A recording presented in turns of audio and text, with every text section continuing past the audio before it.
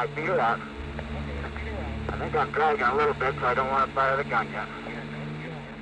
Okay, I'm out. We're all on a one-way journey through life. And so therefore, sending a person on a one-way trip to the stars that takes his whole lifetime is not a suicide mission.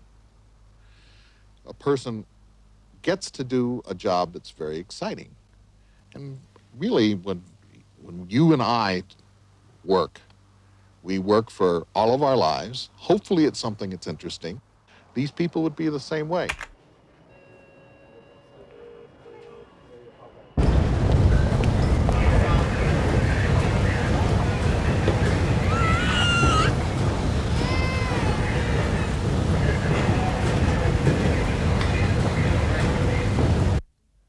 In Japan, the average time spent travelling to and from work is 4 hours every day.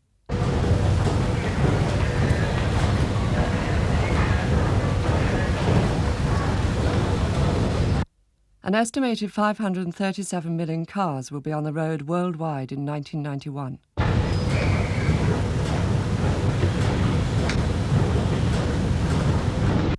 In the USA, 550 tons of meat is consumed by the population each week.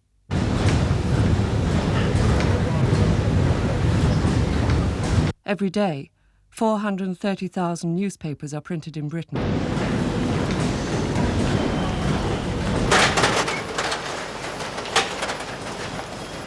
"20,000 people pass through the station between 8 and 9 a.m. each day.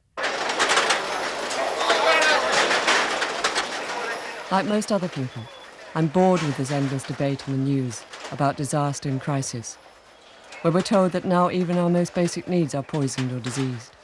Air, water, food, sex. But it's just talk. Everybody complains about the system breaking down, but most still turn up every day, more afraid to stop than go on.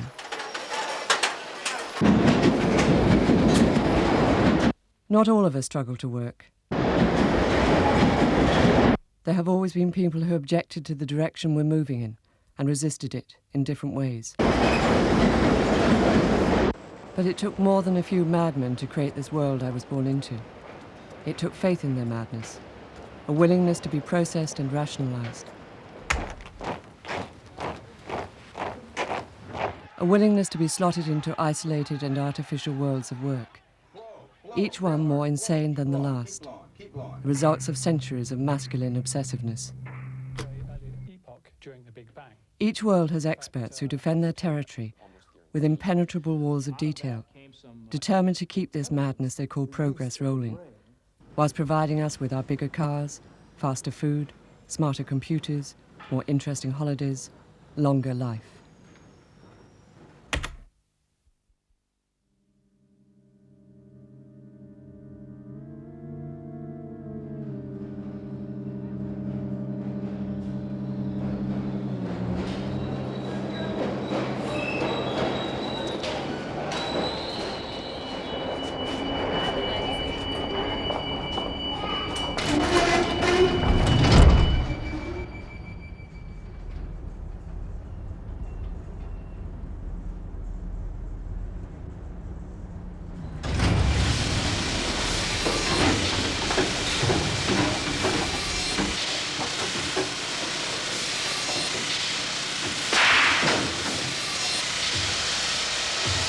The foreign-built machines require merely 10 minutes from killing the animal to its final packaging for export in cardboard boxes.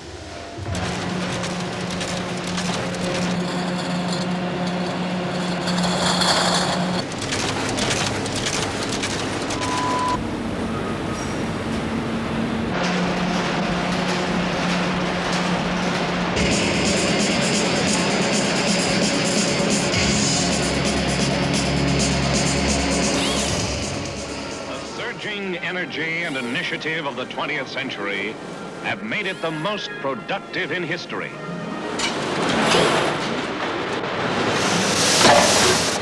Now, my overall posture is that any gain in productivity is always good. That's a fundamental, I consider axiomatic, that you shouldn't even talk about stopping anything which increases productivity. It was easy for me to stop this machine, but the bigger one seems to have the accelerator jammed at full throttle. 10 minutes is all it takes to turn a live cow into beef burgers. 2 minutes to eat one. It's only production that makes money. Making things, building houses, making cars, producing washing machines, making computers, if you like. The fascination we have with gadgets and tools makes it hard for us to slow down. We hate pollution, but love our cars. Making, inventing, and buying things keeps us busy, and there are a lot of us to keep occupied. Nature gets devoured and replaced instead with man-made things. Trees go in one end, and newspapers out the other. Now here's another thing. Not only the best tools important, but everything connected with their use is taken into consideration. See how they're placed? Just like machines in our factory. Straight line production. How come they never learn? I imagine today's experts will look just as ridiculous in a few years. Yet they did manage to turn most of the world into a factory, even homes and schools. Even though the factory is out of date in our high-tech society, the world is still being swamped with artifacts. After all, this is the key to man's success, the proof of progress. It's what makes us more than animals.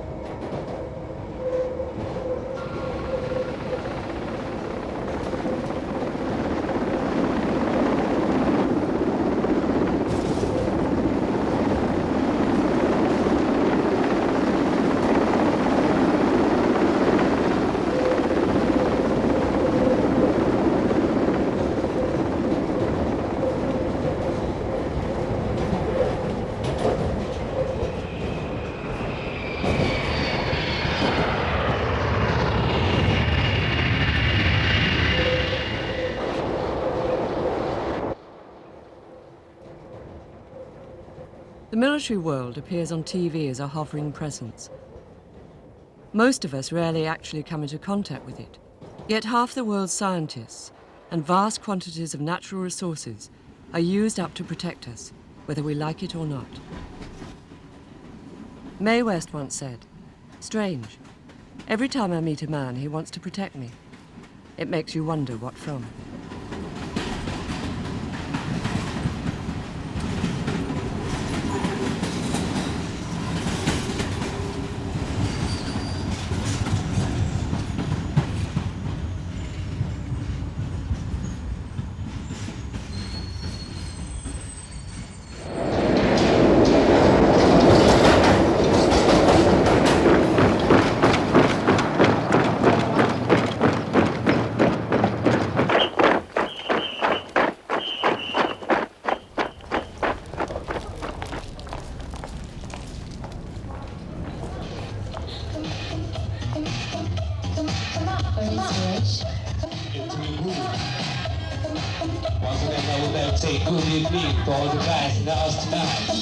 USS New Orleans, USS Mount Henry, USS Fresno, USS Ogden, USS Marvin, USS Stewart, BC Park. Bend and stretch.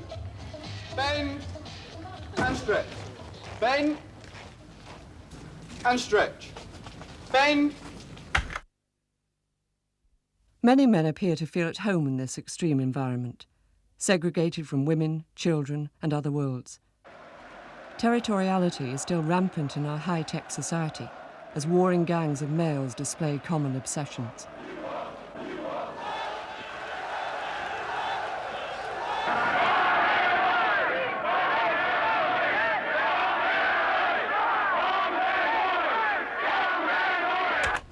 Bend Bend and stretch. Bend. Having fired the main round, the anti-tank rocket, he then throws the weapon away. This makes sense because the materials being used for this weapon are all unique. So we now have an ultimate 80s weapon of fire and throw away. This is the entrance wound from the submachine gun, 450 meters per second. And you see the exit wound here. The difference is not very big. On the other hand, with the high velocity wound, here you can see the circulation is impaired. And if you have a dead animal, you will never see this.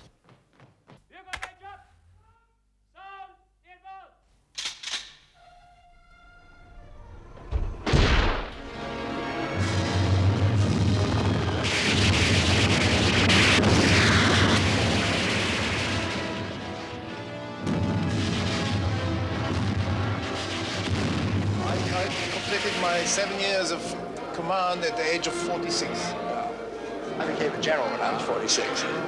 No, I became a general when I was 39. I became a general when I was 46. And I was one until I was 60, so it was a third of my career, which is not bad. Soldiers still strutting round like heroes, protecting us, seem at odds with the scientific essence of modern military technology. Remote, automatic, and hugely powerful modern warfare barely requires the human robots anymore, except as Ardent and Marius, excited by bigger bangs and the technology to hit more distant targets. Encased in their military cocoon, the outside appearing as blips on a screen. Enemy tank. Enemy child. Enemy plane. Enemy tree.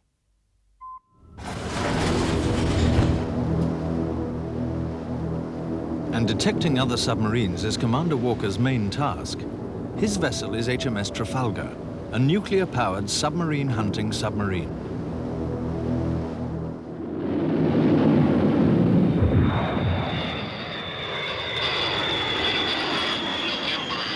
Charlie, stand by. Watching every move the other side makes, aircraft filled with electronic surveillance equipment check for signs of a surprise attack. If you're listening into people talking, the Russian radio pilot, you still need a head inside of a pair of earphones. Now, it's true we can tape that conversation, but we do not have the capability, to my knowledge, to have a computer listen into the conversation and then alert someone if it's an important conversation. If it wasn't so destructive, we could laugh at the absurd paranoia on constant alert, probing and prying into everything, tiresome plotting and counterplotting, wasting everyone's time with their subterfuge. Communist controls imposed in the communist countries after World War II were just of such a draconian sort that the spies had a very difficult time operating at all or surviving. And therefore, using the techniques we had used in World War II just didn't work in terms of getting spies into the Soviet Union. And we had to devise other techniques, so we turned to technology to help us learn what was going on in that vast, denied area.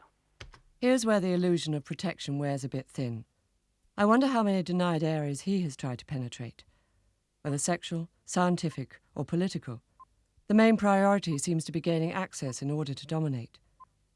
They describe it as defense, hiding their drives behind the usual smokescreen. The Pentagon actually described the atom bomb, which wiped out Hiroshima, as a protective umbrella.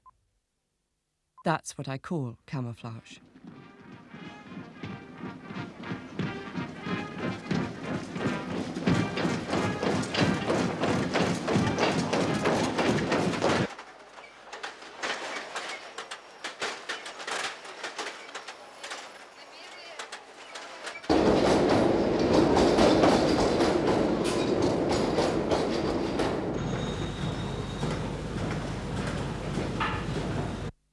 I wonder how many were late today, like me.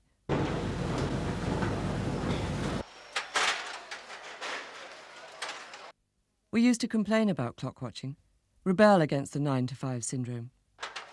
Yet, if anything, people are even more synchronized now to standardized, man-made time, fighting their way through the crowds to get to work on time.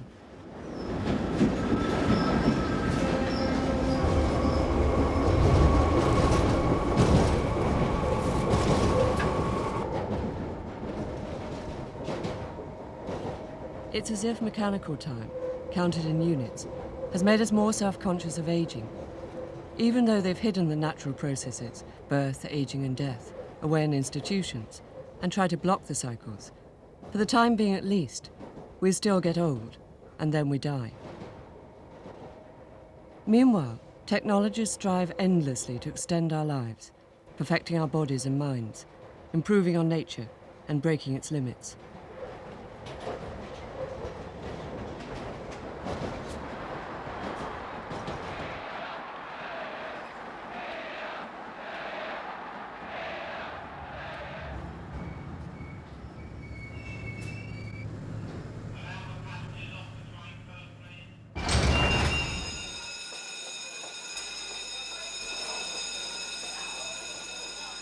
Right, so you can use colors, you can use little words, you can use pictures, whatever you like, as fast as you can go, starting now. Real speed. So turn over to test 1 on page 3 and start now. 1 minute remaining, sir. The major corporations in the world, especially the computer corporations, are spending hundreds of millions of dollars a year literally on training their personnel, because they know that as soon as the big brains come into their organization wins. So we realize that intelligence, the use of the brain, is, if you like, the next quantum leap in human evolution. In true rational fashion, brain experts isolate brains and see them as tools to be used in the race to produce supermen. Each of their quantum leaps, dehumanizing them more and more, and merging them with the machine.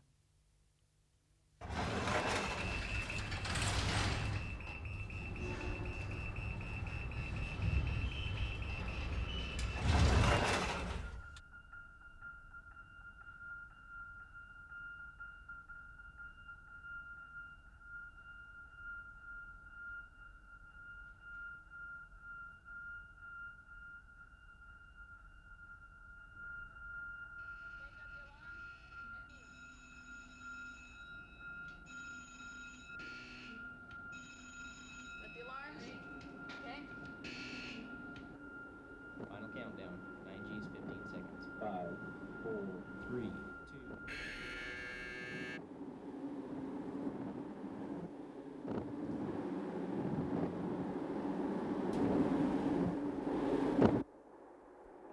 If we were able to know everything that was going to go on in a battle, if we knew where the enemy was going to be, we knew where our friendlies were going to be, if we knew how well our aircraft was going to work, how well our weapons were going to work, it wouldn't be necessary to put a pilot in the loop, because we can program a computer or a drone to go do that work. But that's not what happens in the battle. Therefore, we believe that for a long time, we're going to have a human in the loop. Unload, unload, keep strain, keep strain. Release the stick, unload, unload, keep strain, keep strain. But now we have to redesign the operator. And the decision is, do we maintain a biological operator or a silicon-based operator? They can probably redesign people to keep them in the loop for some time. But why should we want to remain in this undignified race with technology? Push it up and pull it down. Blow it all the way out. Out, out, out, out, out, out, out, out. 10 more seconds. Bring it out. Come on. Good job, Pat. Almost there, Pat. Good job. Just keep going. Blow up real and hard. down. Blow. Keep blowing. Keep blowing. Keep blowing. Hold it, hold it, hold it. Bring it on down. Now just keep walking. Singles, 2, 3, 4 now whole press up. 2, 3, 4 now singles, 1, 2, 455. 3. 455. And another one of our patients has wanted a C-cup because breasts are in. Dr. Roxanne Guy from Melbourne, Florida is her plastic surgeon. And patient number 2 wants to have liposuction on her thighs and hips. Her plastic surgeon is Dr. Robert Hines from Dallas, Texas. Patient number 3 says she's been thinking of having a facelift for years.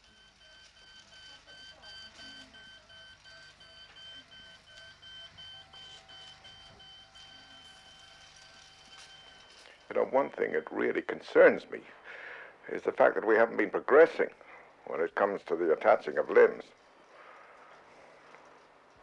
We might applaud the taking of a limb from a dead person and sewing it directly into the socket of a live person. But when it comes to providing in transplant, whether it's what I like, the idea of a body, or whether it's what others have suggested, the brain, or let's be absolutely frank and say transplanting the head, we keep coming back to this problem that we're dealing with something that we can all see physically. His main concern is to keep humans in the loop. Dr. Robert Black transplants the heads of live animals, practicing for the time when he can save a human brain by transplanting it into a donor body. I read that he has also been associated with Russian experiments, attempting to attach the live severed head of a cat with wires to a guided missile. I feel the line should be drawn purely at a human life, following the teachings of St. Thomas, that man has the right to use animals properly.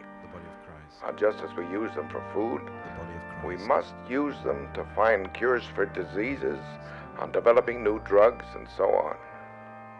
The body of Christ. Ecological experts are now demanding a reduction of the human species. Yet most scientific and religious people still arrogantly argue for human growth, even though this threatens to end all life. They make the preservation and extension of human life sacred. Human expansion has always degraded other life forms. Now it requires more and more degradation of humans too.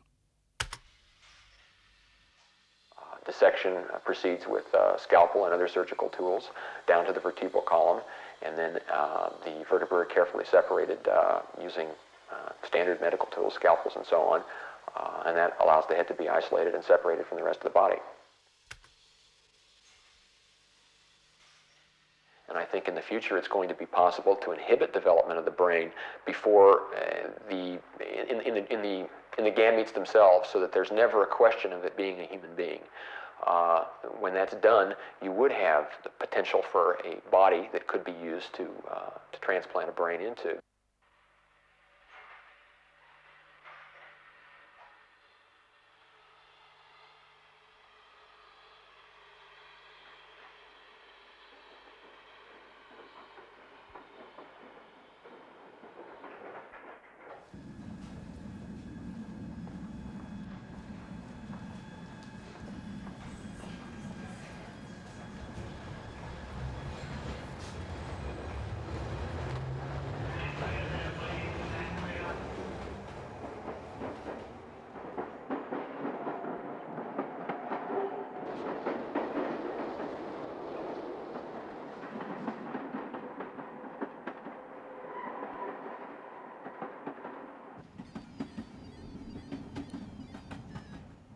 Apparently, unlike girls, most boys, when given the opportunity, relate to machines better than they do to people. Men seem to have been trying to turn themselves into machines ever since they first invented them, and they've been celebrating mechanical qualities ever since. Throughout history, men have expressed a desire to distinguish themselves from lower animals and females, elevating themselves and their products above all life.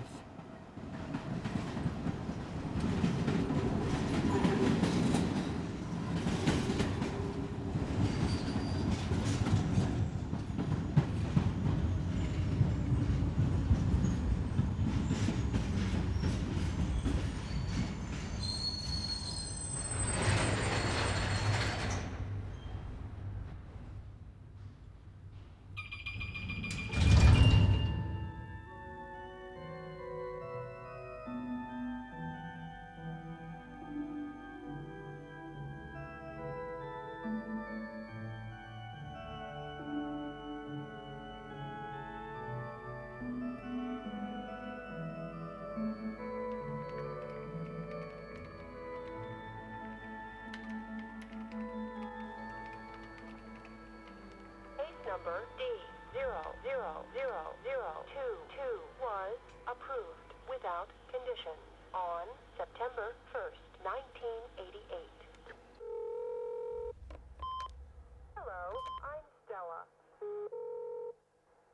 People often ask if there will ever be machines that think.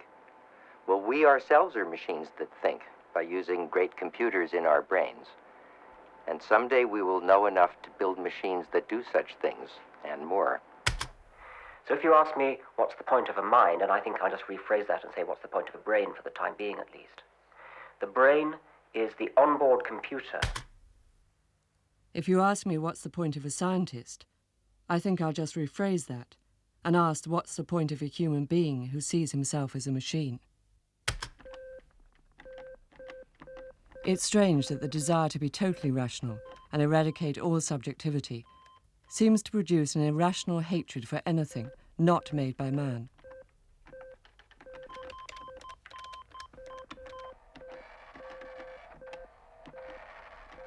Let's take the example where you take your brain and you replace the neurons one at a time by little pieces of silicon.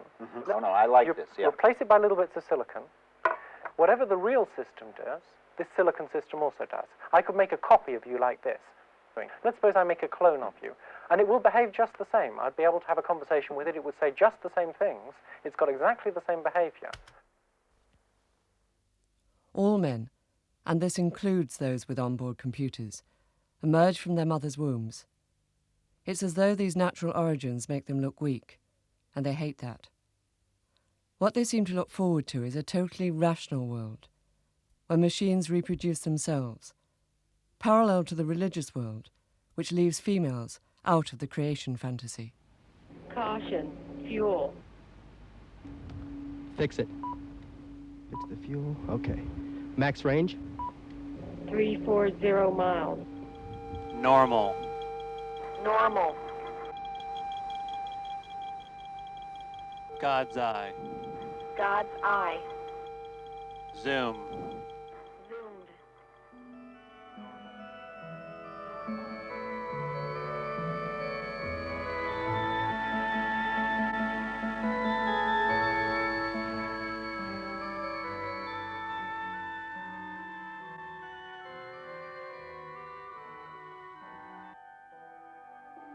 It will happen in the future. People will have machines take over certain body functions. In scientific terms, these are cyborgs.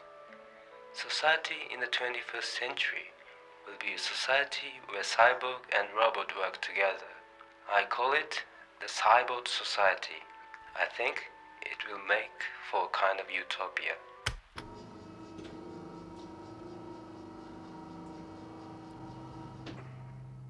In this man's idea of utopia, nature is left out altogether, in a world where all body functions would be taken over by machines.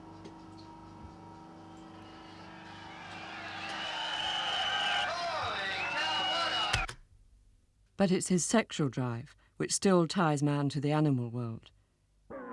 His sexual instinct apparently drags him down to the level of women and lower creatures. In the attempt to disguise this, man has elevated sex into both art and science. Art to excite, and science to measure performance. Sex has been processed like everything else, and the sex machine spews out abstracted and distorted products, aids to an alienated sexuality. これです。これです。この復元性、弾力性、赤ちゃんのそのものですね。永久にこれは赤ちゃんの皮膚なんです。ですから例えばこう辛み塗れば。 Here's a sex machine that never ages. It's custom built. You can have a nurse, nun, housewife, baby, corpse, even one that screams and shows fear.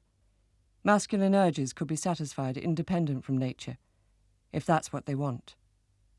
新しいエロチズムっていうものを展開できるんじゃないかと思います。まさに軟体機械としての素晴らしい世界が皆さんももうすぐお見せすることができるんじゃないかと。世界の皆さん待っててください。待っててください。 「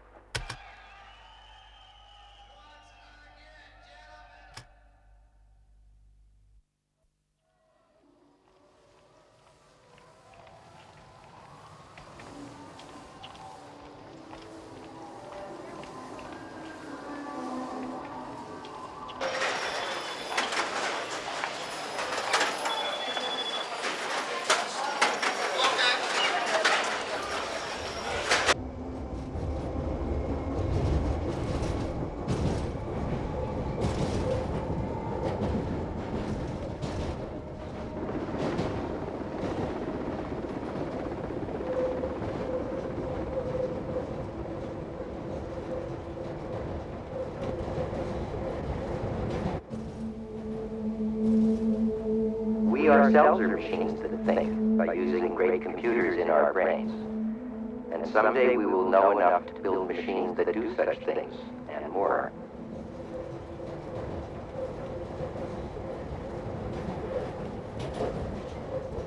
Can you imagine a guided missile that thinks like rational man?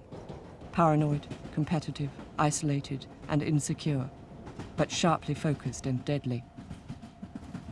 Wars are fought with science. Olympic medals are won with science, which has invaded every aspect of our lives. Our homes, schools, and hospitals turned into high-tech labs. Rationality is displayed everywhere, in a world where science is the dominant religion.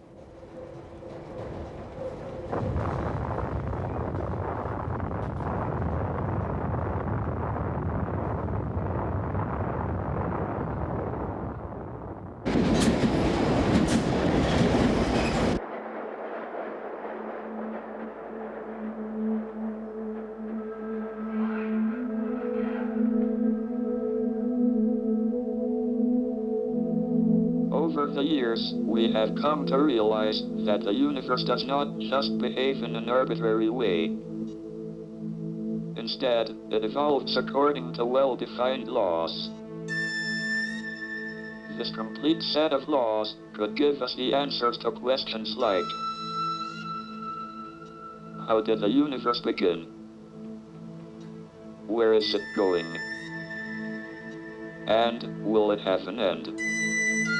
If so, how will it end? If we find the answers to these questions, we really shall know the mind of God.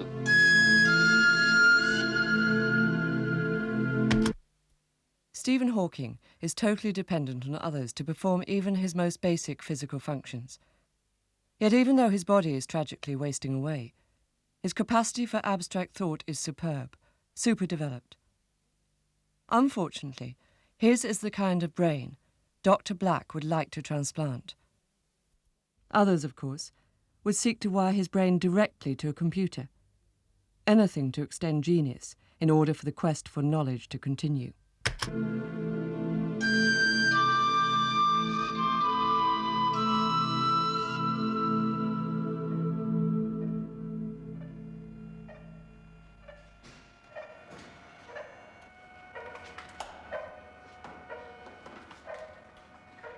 Purely a function of my current and the amount of current I put on, you see. I can turn it around and leave it at any level I want, either low or high, and he will do the same thing each time.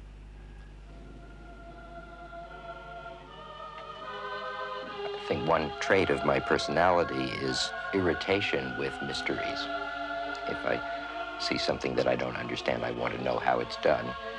And I always took apart any mechanism that I couldn't understand. The way I think about what it is we're doing is that we're exploring, we're attempting to discover all that we can about the world.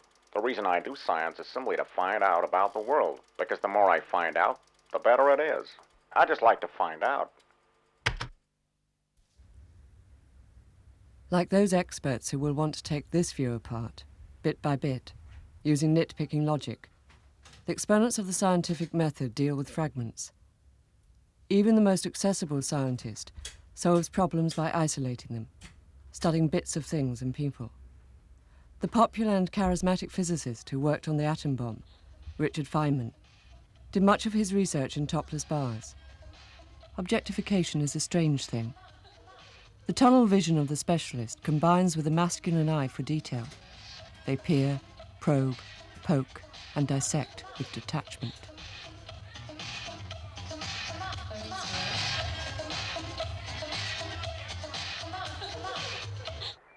We need to understand species diversity for the same fundamental reasons that we need to understand the origins and the fate of the universe, or to sequence the human genome. In fact, if you take the conventional Big Bang theory of cosmology, the time after the very, very beginning where LEP is working is something like 1/10 of a thousandth of a millionth of a second.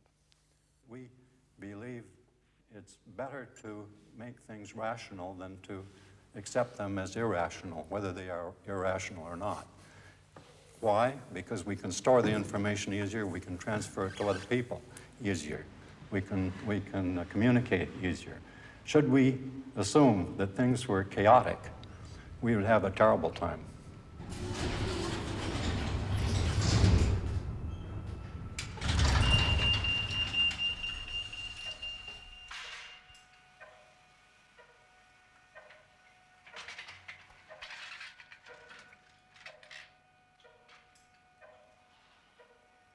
Of course, it does raise an important question. Should the scientist be concerned with the ultimate uses to which his work will be put? Should he, for example, have refused to work on the atom bomb because it has the potential to destroy the whole world? And, of course, we've given that answer already. Scientists have given it. Well, that raises the issue about every new advance in science brings up some troublesome issues. I mean, that... the slippery slopes of science, again, in the sense that... I don't think you can expect the scientist to be concerned about that matter. He, as we all seem to agree, he is internally driven, and he's not concerned with the ultimate consequences.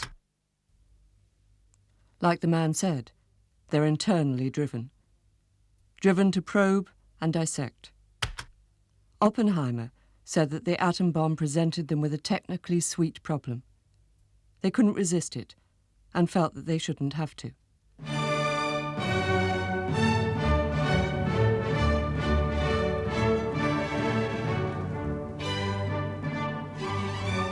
first physician in history to keep a primate brain alive outside its body, Dr. Robert J. Black.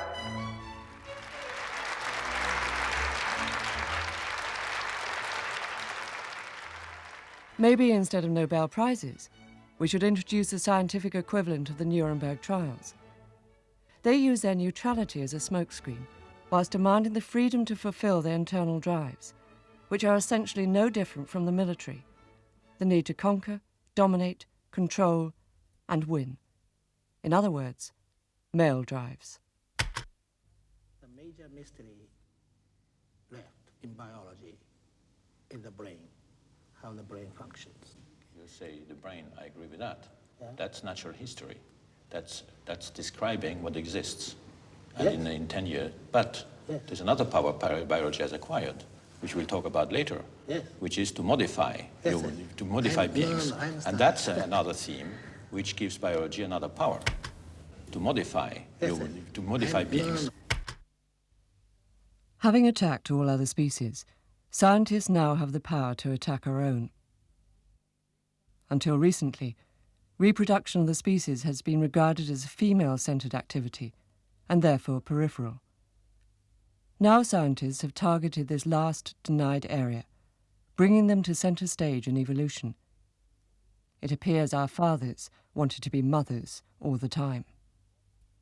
To what extent the mankind is going to use their knowledge and technology to alter human being itself. And I don't really know what we should do about it. There is no theoretical reason why one should not be able to manipulate and alter human embryos, and therefore the resultant offspring, in exactly the same way as one manipulates and alters other mammals. I suspect that we could be engineered much better than we are, and quite possibly will be in another 100 years. So I would say that we should do anything we can. We have to have rules, but if you need a candidate for a second heart or 4 arms or 2 heads, I am one.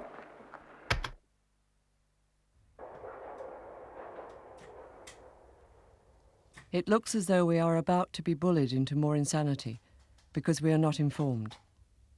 What was it the biologist said? Knowledge is power. It has authority. The guidelines for most modern societies are usually based on some book or other, mostly filled with rules to regulate and standardize thoughts and behavior. Experts in the past made gods out of these authors and demanded unquestioned belief in their words which these experts used to justify their own actions. The menacing spectre of Dr. Black, armed with the antiquated text of St. Thomas and the tools of this high-tech world, transplanting animals' heads, leaves room for thought. Thought of a different kind.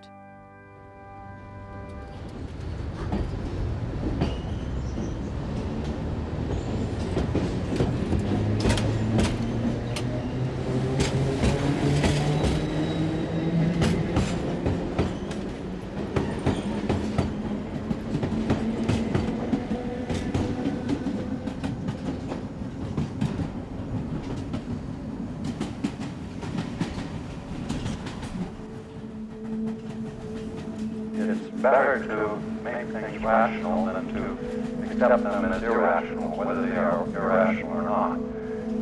Should we assume that things were chaotic, we would have a terrible time.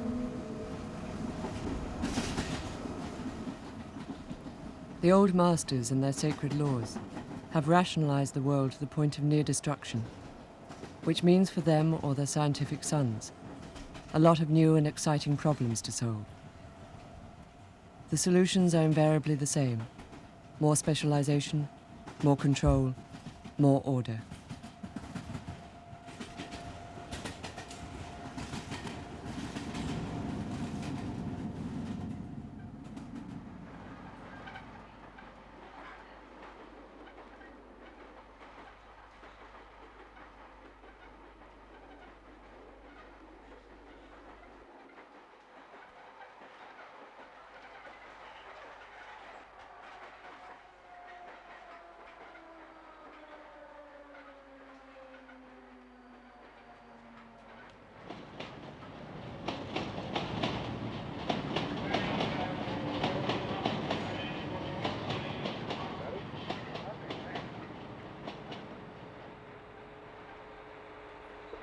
Separate from the spacecraft. Okay, separate from the spacecraft this time.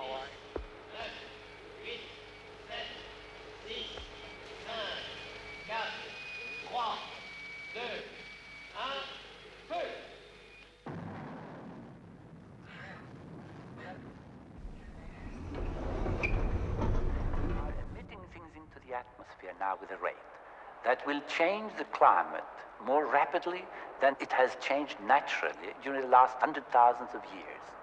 We as human beings are about bringing about the climatic change.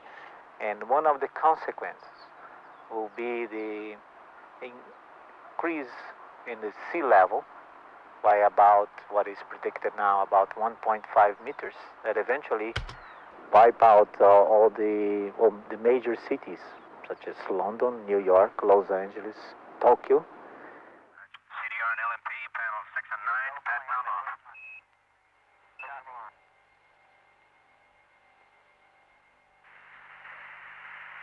75 feet.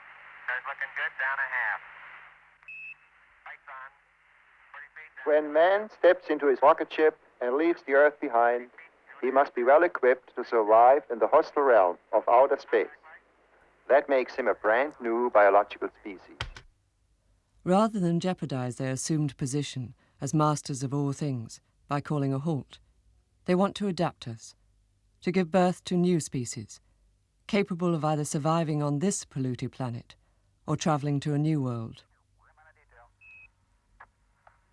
The thing that we could do, which would be the greatest engineering achievement for humanity, would be to terraform Mars.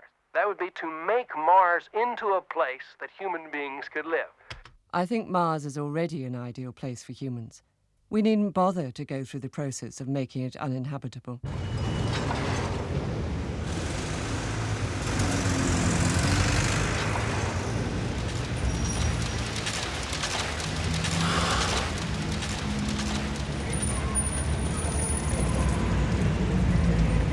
We're going to have to send our robotic probes first to find a habitable planet.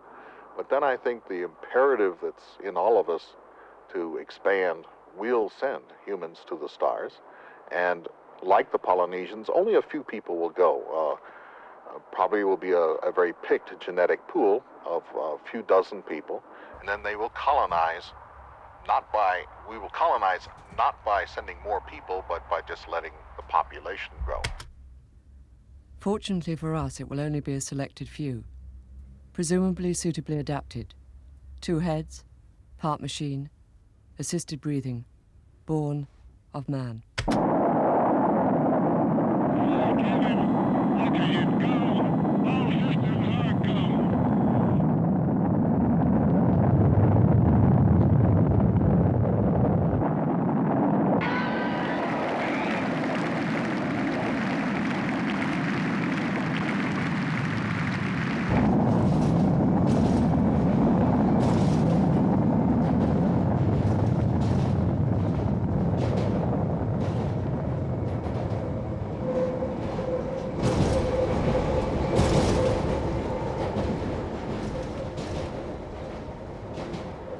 Underlying the absurdity of rational man's development seems to be the belief in his superiority. Whether politician, financier, industrialist, philosopher, scientist, or militarist, they all assume the right to invest the world's resources in irrational obsessions. As they have accelerated man's power, the warrior's spear has been replaced by the megaton bomb, a cow made into beef burgers in less than 10 minutes. Yet rather than criticize the idea of progress itself, rationalists blame each other for the mess the world is in. Even the elegant scientists still try to point to greed and ignorance for the planet's drift towards disaster, focusing attention away from their obsessions to know everything there is to know, to do anything that can be done.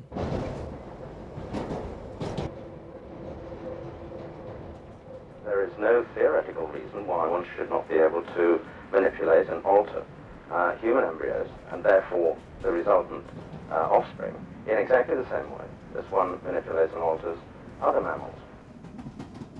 In fact, I believe that by the middle of the 21st century, brain transplantation or its equivalent will be a reality. The clearest dividing point between when human beings are necessary and when they're unnecessary is when fully intelligent mobile robots begin to move around in the world. With little nano machines that have all the information to build anything that you might want to build, you could plant in your backyard essentially a seed that would grow into a Porsche, for example.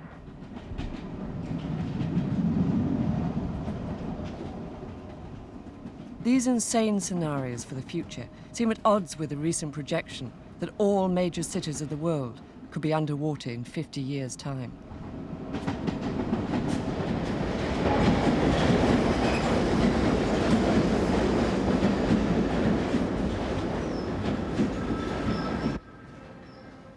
Men often say that if it was up to women, we'd all still be living in caves. There never were just caves or the barren stony landscape this assumes. There was nature, empty of man's technology, but plentiful as a habitat for all earthly species. It's man's obsession with proving himself that is leading us to a real barren earth. Perhaps if Nobel Prizes were awarded for not inventing anything, or we gain status from not owning a car or hi-fi, maybe if we gain recognition for not exploring, or for being the best, the first, or the winner, perhaps then, those who produce and consume the least would have the highest respect.